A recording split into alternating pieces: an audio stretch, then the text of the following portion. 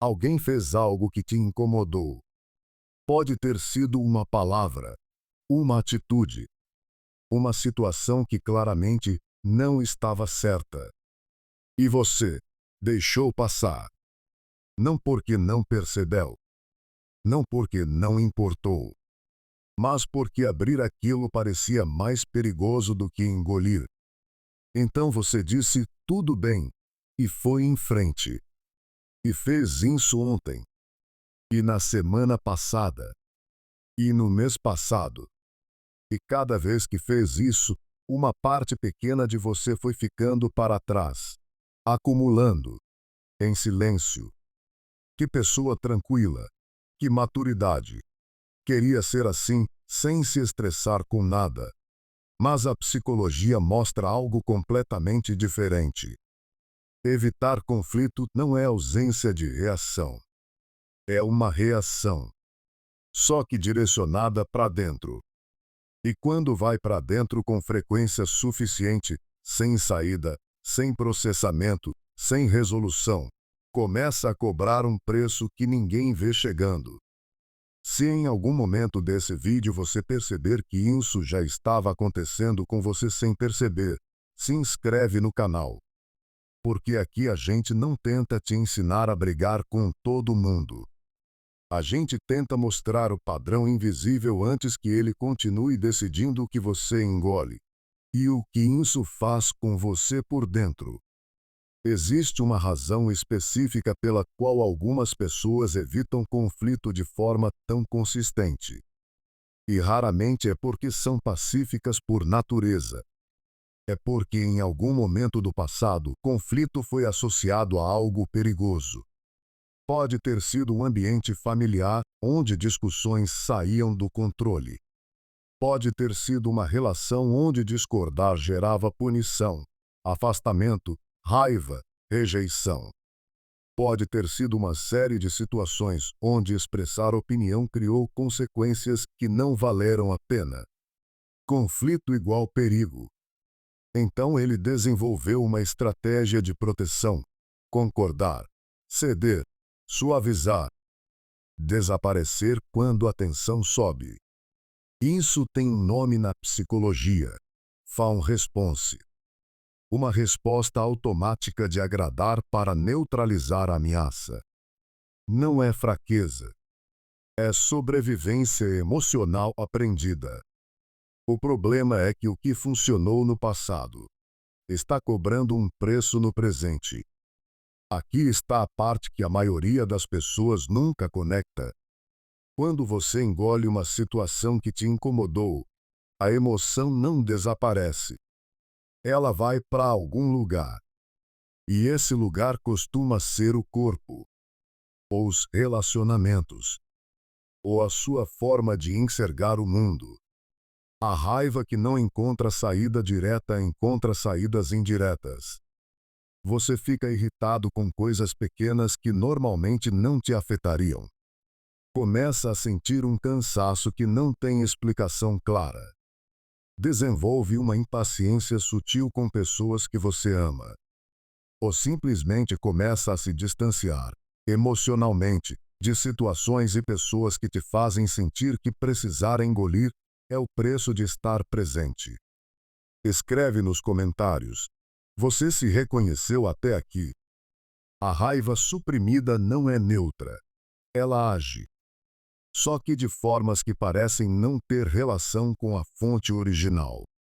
Existe um padrão específico que se desenvolve em pessoas que evitam conflito cronicamente.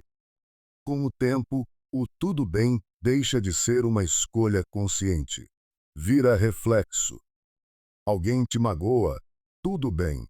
Uma situação é claramente injusta, tudo bem. Você precisava de algo e não recebeu, tudo bem.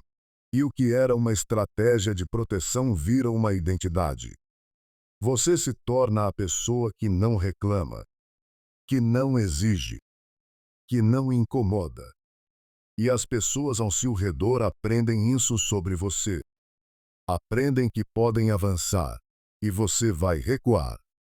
Não porque são maliciosas, mas porque você ensinou isso sem perceber ao longo do tempo. E aí aparece algo que poucos conectam a esse padrão: o ressentimento. Não raiva declarada, não confronto. Uma mágoa silenciosa que vai se acumulando debaixo de todos os tudo bem, e que um dia aparece de uma forma que ninguém esperava.